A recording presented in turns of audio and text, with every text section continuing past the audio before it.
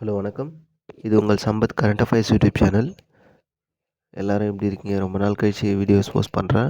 So இன்றைக்கி வந்து நம்ம என்ன ஒரு முக்கியமான ஸ்கீம் என்ன அப்படின்னா, நம்ம இந்த கோயிலில் வந்து கிராம பூசாரிகள் வேலை செய்கிறாங்கல்ல, கிராம கோயிலில் வந்து பூசாரிகள் வேலை செய்கிறாங்க. அதாவது வில்லேஜில் இருக்கக்கூடிய கோயில்களில் பூசாரிகள் வேலை செய்கிறாங்கல்ல, அவங்களுக்கான டூ வீலர் வாங்குறதுக்காக ஒரு மானியத் தொகை வந்து நம்ம தமிழ்நாடு அரசு வந்து அனௌன்ஸ் பண்ணியிருக்காங்க. இது என்னைக்கு அனௌன்ஸ் பண்ணாங்கன்னா, அந்த முந்தா நாள் வியாழக்கிழமை அன்னைக்கு, அதாவது 17ஆம் தேதி 17/4/2025 அன்னைக்கு தமிழ்நாடு சட்டப்பேரவையில் நடந்த மானியக் கோரிக்கை, அதாவது இந்து சமய அறநிலைத்துறையோட மானியக் கோரிக்கை மீது விவாதம் நடத்தினாங்க. ஸோ அந்த விவாதத்தில் தான் இந்த டூ வீலர் வாங்குறதுக்கான 12,000 மானியம் வந்து வழங்க போகிறோம் அப்படின்னு சேகர் பாபு அவர்கள் வந்து அமைச்சர், அதாவது இந்து சமய நலத்துறை அமைச்சர் வந்து தமிழ்நாடு கவர்மெண்ட்டோட இந்து சமய நலத்துறை அமைச்சர் சேகர் பாபு அவர்கள் வந்து அறிவிச்சிருக்காங்க. ஸோ அதை பற்றினது தான் இன்றைக்கி நம்ம சம்பத் கரண்ட் அஃபேர்ஸ் யூடியூப் சேனலில் கரண்ட் அஃபேர்ஸ் தான். அந்த கரண்ட் அஃபேர்ஸில் ஸ்கீம் பற்றி பார்க்க போகிறோம், சரிங்களா? ஸோ அந்த ஸ்கீம் தான் இது.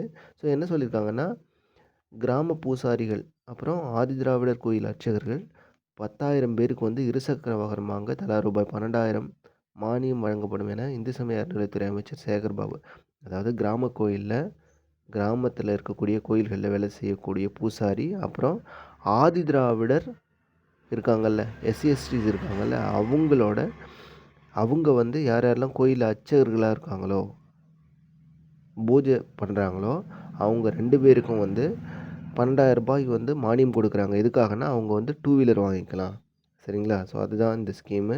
ஸோ யார் யாருன்னா, கிராமத்தில் உள்ள கோயில்களில் பூசாரிகளாக யார் யார் வேலை செய்கிறாங்களோ அவங்க, அதே மாதிரி கோயில் அர்ச்சகர்களாக பணியாற்றக்கூடிய ஆதிதிராவிடர்கள், இவங்க எல்லாருக்குமே வந்து நீங்கள் வந்து உங்களுக்கு ஸ்கூட்டர்ஸ் வாங்குறதுக்கு, டூ வீலர் வாங்குறதுக்கான மானியம் வந்து தமிழ்நாடு அரசு மூலிமா கொடுக்குறாங்க. நீங்கள் அதை பயன்படுத்தி உங்களுக்கு தேவைன்னா நீங்கள் வாங்கிக்கலாம், சரிங்களா? அப்போ என்ன சொல்லியிருக்காங்கன்னா, சட்டப்பேரவையில் வியாழக்கிழமை நடைபெற்ற இந்து சமய அறநிலைத்துறை மானிய கோரிக்கை மீதான விவாதத்துக்கு பதிலளிச்சிருக்காங்க. யார் பதிலளிச்சிருக்காங்கன்னா, அந்த இந்து சமய அறநிலைத்துறையோட அமைச்சர் வந்து பதிலளிச்சிருக்காரு. அவர் என்ன சொல்லியிருக்காங்கன்னா, ஃபஸ்ட்டு என்னென்னு பார்த்துங்க, 1000 இணையர்களுக்கு திருக்கோயில் சார்பில், அதாவது மென் அண்ட் உமன் 2 பேரும், மேல் அண்ட் ஃபீமேல் 2 ஒரு பேருக்கு 1000 இணையர்கள்னால் ஆண் பெண் 2 பேருக்கும் திருக்கோயில் சார்பில் 4 கிராம் தங்கத்தாலி உட்பட 70,000 மதிப்பிலான சீர்வரிசை வழங்கி திருமணம் நடத்தி வைக்கப்படும். இப்போ ஒரு 1000 பேருக்கு அவங்க வந்து ஒரு 1000 பேர் 1000 இணையர்கள், சரிங்களா? அவங்களுக்கு வந்து சீர்வரிசை கொடுப்பாங்க. கோயில் மூலயமா ஒரு 4 கிராம் தங்கத்தாலி உட்பட அப்புறம் 70,000 ரூபாய் மதிப்பிலான சீர்வரிசை பொருட்களோட அவங்களுக்கு வந்து திருமணம் நடத்தி வைப்பாங்க. அதாவது கோயிலில் திருமணம் பண்ணுறாங்க, அவங்களுக்கு திருமணம் பண்ணும்போது நம்ம கோயில் நிர்வாகம் சார்பாக என்ன கொடுப்பாங்க அப்படின்னா, ஒரு 4 கிராம் தங்கம் உட்பட 70,000 மதிப்பிலான சிறுவரிசை பொருள், அதில் ஒரு 4 கிராம் தங்கம் இருக்குது, சரிங்களா?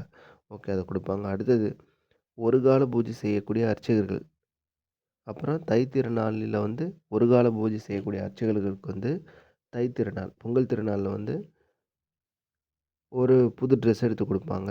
அதே மாதிரி மாத ஊக்கத்தொகையாக 1000லேருந்து 1,500 வரைக்கும் அவங்களுக்கு வந்து ஏற்கனவே மாத ஊக்கத்தொகை, அதாவது பென்ஷன் மாதிரி இன்சென்டிவ் மாதிரி கொடுத்துட்டு வந்த அந்த அர்ச்சகர்களுக்கான 1000 ரூபாய் வந்து 1,500 வந்து இனிமேல் வந்து உயர்த்தி வழங்கப்படும் அப்படின்னு சொல்லியிருக்காங்க, சரிங்களா? அதுக்கு அடுத்து என்ன சொல்லியிருக்காங்கன்னா, ஒரு கால பூஜை திட்ட அர்ச்சகர்கள், அப்புறம் கிராம கோயில் பூசாரி, அப்புறம் ஆதிதிராவிட அர்ச்சகர்கள், இவங்களுக்கு எல்லாருக்குமே இப்போ ஒரு கால பூஜை செய்கிறவங்க, அடுத்தது வந்து கிராம கோயிலில் இருக்கக்கூடிய பூசாரி, அடுத்தது வந்து ஆதிதிராவிடர்கள், இவங்க 3 பேருக்கும் வந்து இவங்க 3 பேரும் ஒரு 10,000 பேர் இவங்க 3 பேர்லேருந்து செலக்ட் பண்ணி அவங்களுக்கு வந்து டூ வீலர் வாங்குறதுக்காக 12,000 ரூபாய் மானியமாக கொடுக்குறாங்க.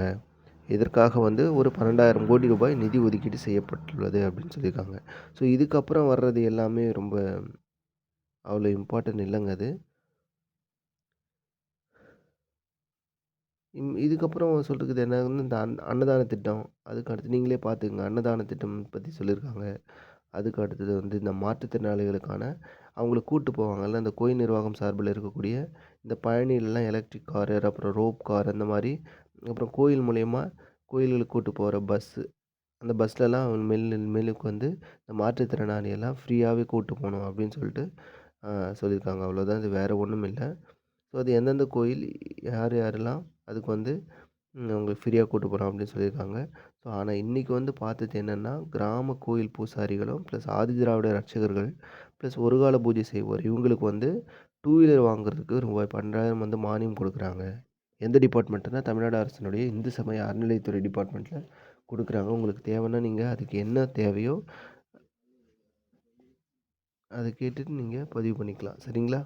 ஓகே. Thank you. இன்னும் ஒரு ஸ்கீம் பத்தின டீட்டெயிலோட நம்ம சந்திக்கலாம். Thank you. நெக்ஸ்ட் வீடியோல பார்க்கலாம். பாய்.